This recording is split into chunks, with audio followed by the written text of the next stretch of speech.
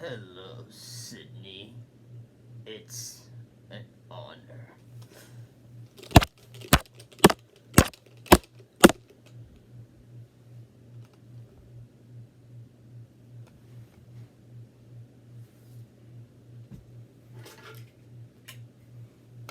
Oh, sorry guys. Looks like Ghostface possessed me. So yeah, tonight, me and my friend saw the new Scream, and I gotta say, it was really good. I really liked this one. Expectations were subverted. Like, all right, hang on. Now before I get to the stuff, I do have to. There are like spoilers, major spoilers in here. So, if you have not seen the movie and you really want to, then stop this video, go to a theater, and watch the new Scream. Hold on, I think I'm gonna do it with my ghost face mask.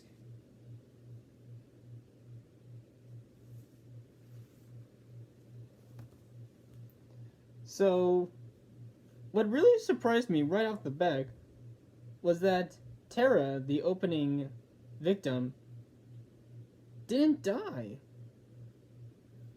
Like, I was like, wait, what? Like, when it was revealed that she was still alive. This has finally broken new ground for the franchise. Every other character, like Cassie, like Drew Barrymore, Jada Pinkett Smith, Liev Schreiber, and the other mains in the opening of Scream 4, all of those died, but surprisingly, this one stayed alive.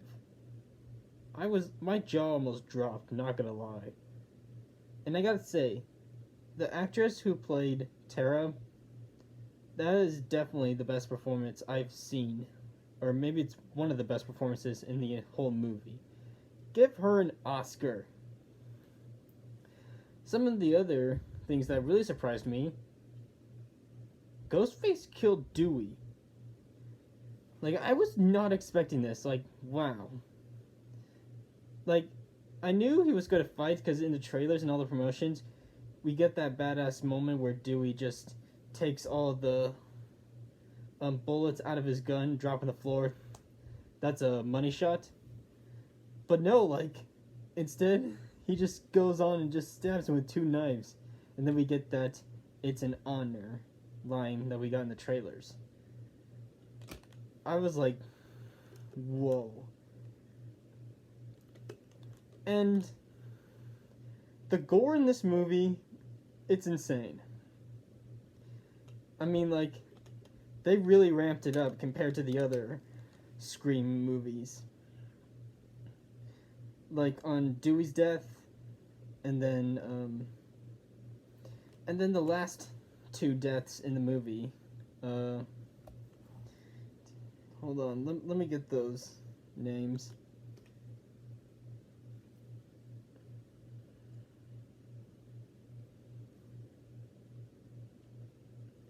Yeah, like, I was surprised when Richie and, well, our character name is not on here, but Mike Lee Madison, their deaths were really graphic. Like, Miley getting burned alive with a gunshot and then burned alive. And then later on, Tara just shoots her in the head. And then with Richie, just, like, the most number of stabs in the whole movie, and then a throat slit. That's just the icing on the bloodiest cake I've seen in Scream history. David Arquette, Neve Campbell, and Courtney Cox were also really, really strong in this film, returning as the legacy characters. And for a moment there, like, I was actually really worried, like, that Sydney and Gail would die. Thankfully they didn't. Like, I was on the edge of my seat, like, because I really cared for them, and I did not want their legacy to end. But it's passing the torch, both literally and figuratively. Let's see, what else? What else? What else?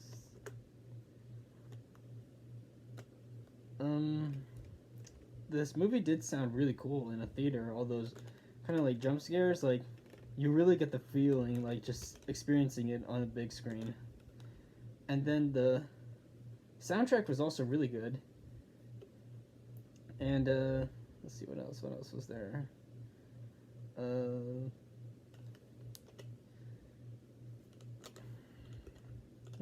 Thinking. I know there was something. It was in my head. But yeah, like I think the most suspenseful part was Tara going around the hospital and then Ghostface almost killing her again. And then Dewey shoots Ghostface. I think I found out what I was gonna talk about. Ghostface. Honestly, this is where Ghostface really shined in this. This is where he peaked. He's more threatening and more like whimsical in this film compared to all the others. You still get the traditional slamming a vase onto him, and then him just like getting kicked around. But then you also get those awesome moments in there where he's really threatening, especially in that scene I mentioned where Tara is on the wheelchair and then Ghostface just slowly catches up to her. That is some great suspense. And something else that really shook me. Dead Meat made a cameo in here, James A. Janice. I was not expecting this. I was like, what? He got to be on this movie? And his inclusion is so perfect in there.